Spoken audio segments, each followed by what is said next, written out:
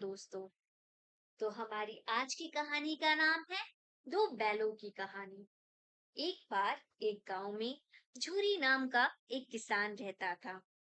उसके दो बैल थे, हीरा और मोती। दोनों ही बैल हट्टे कट्टे व बलशाली थे। झूरी को उन दोनों से बहुत लगाव था और दोनों बैलों को भी झूरी बहुत पसंद था। हीरा और मोती का आपस में इतना लगाव था कि यदि कभी एक खाना ना खाए तो दूसरा भी घास को मुंह तक नहीं लगाता था। एक दिन की बात है, झूरी की पत्नी का भाई गया दोनों बैलों को अपने साथ ले गया। दोनों बैल इस बात से हैरान थे कि उन्हें गया के हवाले क्यों किया गया है। शाम होने तक दोनों नए घर व नए लोगों के बीच में थे, लेकिन उन्हें वहां सब बेगाना लग रहा था। रात को जब सभी सो रहे थे, तो दोनों रस्सी तोड़कर झूरी के यहाँ भाग खड़े हुए। सुबह सवेरे ही जब झूरी ने उन्हें अपने यहाँ देखा, तो दौड़कर गले से लगा लिया। ये सब देखकर झूरी की पत्नी बिल्कुल खुश नहीं थी। उसने दोनों को खूब खरी खोटी सुनाई और यह निश्चय किया कि दोनों को खाने में केवल सूखा भूसा ही मिलेगा। अगले दिन गया फिर आकर दोनों बैलों को अपने साथ ले गया। गया पिछले कल की घटना से बेहद क्रोधित था, इसलिए उसने वहां भी दोनों को खाने के लिए सिर्फ सूखा भूसा ही दिया। किसी तरह रात कटी और सुबह दोनों को हल जोतने के लिए खेतों में ले जाया गया। हालांकि दोनों ने जैसे एक कदम भी ना उठाने की कसम खा रखी थी। दोनों की खूब पिटाई हुई। रात को खाने में फिर भूसा मिला। दोनों निराश खड़े थे कि तभी वहां एक छोटी सी लड़की आई और दोनों को एक एक रोटी खिलाकर चली गई। एक एक रोटी से दोनों का पेट तो नहीं भरा था, लेकिन उनके दिल को सुकून जरूर मिल गया। पता चला कि उस लड़की की सगी माँ के मरने के बाद वह सौतेली माँ के पास रहती थी। उसकी सौतेली माँ उसे मारती रहती थी। शायद यही वजह थी कि उसे बैलों के लिए अपनापन था। दोनों उस छोटी लड़की के बारे में सोचकर चुपचाप अपना समय बिताने लगे। एक रात दोनों ने सलाह करी कि वे दोनों गले में बंधी रस्सी को चबा चबा कर तोड़ देंगे और वहां से भाग जाएंगे। उसी रात जब वे रस्सी को तोड़ने की कोशिश कर रहे थे, तो वही छोटी लड़की वहां आई और उसने दोनों को रस्सी से आजाद कर दिया। दोनों ने छोटी लड़की से विदा लिया और दौड़ने लगे। इतने में गया को इसकी खबर लगी और वह अपने आदमियों के साथ उन दोनों के पीछे दौड़ पड़ा। हीरा और मोती इतना तेज भागे कि उन्हें अपने घर का रास्ता भी याद ना रहा। वे रास्ता भटक गए। दोनों को भागते भागते भूख भी लगने लगी। रास्ते में मटर का एक खेत था। दोनों ने वहां जाकर जमकर मटर खाए। अभी दोनों खेत में चर ही रहे थे कि वहां एक सांड आ धमका।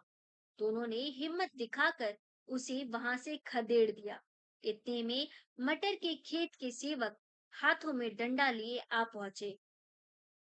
हीरा के पास भागने का मौका तो था, लेकिन जब उसने देखा कि सेवकों ने मोती को पकड़ लिया है, तो वह लौट गया। दोनों बैलों को पकड़कर मवेशी खाने में बंद कर दिया गया। उस मवेशी खाने में बहुत से जानवर कैद थे। वहां कई बकरियां, घोड़ी, भैंस, गधे बंधे हुए थे, लेकिन किसी को भी खाने को कुछ नहीं दिया जाता था। इस वजह से सभी जानवर कमजोरी के कारण जमीन पर बेजान पड़े हुए थे। जब पूरा दिन बीत जाने पर भी खाने को कुछ न मिला, तो हीरा के सब्र का बांध टूट गया। उसने बाड़े की कच्ची दीवार पर जोर से अपने सींग गड़ा दिए। इससे मिट्टी का एक टुकड़ा निकल गया। यह देखकर हीरा की हिम्मत बढ़ी और वह दौड़ दौड़ कर अपने सींगों से दीवार की मिट्टी गिराने लगा। तभी मवेशी खाने का चौकीदार हाथ में लालटेन लिए जानवरों की हाजिरी लगाने आ पहुंचा। हीरा की करतूत देखकर उसने उसकी डंडे से पिटाई शुरू कर दी और उसे मोटी रस्सी से बांधकर वहां से चला गया। हीरा ने मोती से कहा, आज अगर यह दीवार गिर जाती है तो यहाँ बंधे हुए कितने ही जानवर आजाद हो पाते। यदि ये थोड़े दिन और यहाँ रुके तो कमजोरी से इनका मरना निश्चित है। यह सुनकर मोती बोला, अगर ऐसी बात है तो मैं भी जोर लगाता हूँ। ऐसा कहते ही मोती ने दीवार में लगी उस जगह वार करना शुरू कर दिया जहां हीरा ने वार किया था, और लगभग 2 घंटों की कड़ी मेहनत के बाद दीवार को तोड़कर गिरा दिया। दीवार के गिरते ही घोड़े, भैंस, बकरियां सब जल्दी से भाग गई, लेकिन गधे वहीं खड़े थे। लाख मारने पर भी गधे अपने डर की वजह से वहीं खड़े रहे। उधर मोती अपने दोस्त हीरा की रस्सी को तोड़ने की पूरी कोशिश करता रहा। अब जब सुबह होने वाली ही थी, तो हीरा ने मोती से कहा, दोस्त, मुझे नहीं लगता कि आज यह रस्सी टूटेगी। तुम यहाँ से भाग जाओ, वरना सबको पता चल जाएगा कि यह सब तुमने ही किया है। मुझे यहीं छोड़कर तुम चले जाओ। यह सुनकर मोती की आंखों में आंसू आ गए। वह हीरा से बोला, मित्र, मैं इतना स्वार्थी नहीं कि मुश्किल में इस समय में तुम्हें छोड़कर चला जाऊं। मैं मरते दम तक तुम्हारे साथ ही रहूंगा। मुझे हर अपराध की सजा स्वीकार है। कम से कम इन जानवरों की जान बचाने का आशीर्वाद तो मिलेगा। इतना कहकर मोती ने गधेों को सींग मार कर बाड़े से भगा दिया और स्वयं हीरा के पास आकर सो गया। सुबह होते ही चौकीदार, मुंशी व अन्य सेवकों को जब इसकी भनक लगी तो मोती की खूब मरम्मत हुई और उसे भी मोटी रस्सी से बांध दिया गया। लगभग 1 हफ्ते तक दोनों वहीं बंधे रहे, लेकिन उन्हें खाने को कुछ नसीब नहीं हुआ। उन्हें केवल पानी ही पिलाया जाता था।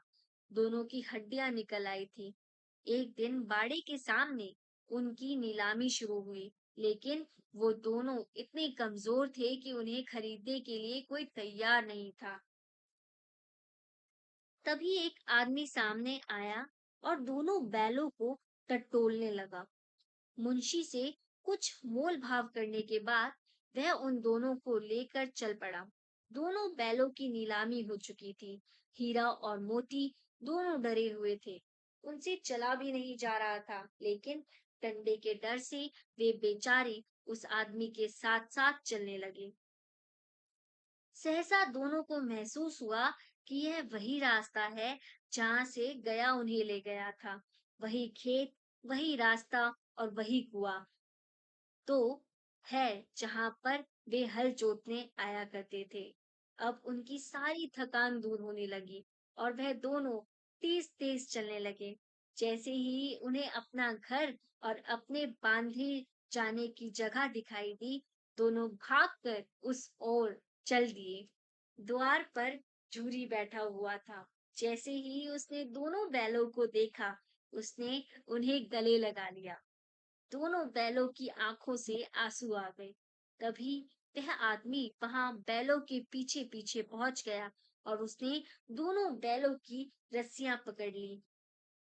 झूरी बोला, ये मेरे बैल हैं। आदमी ने कहा, मैंने इन्हें मवेशी खाने की नीलामी से खरीदा है।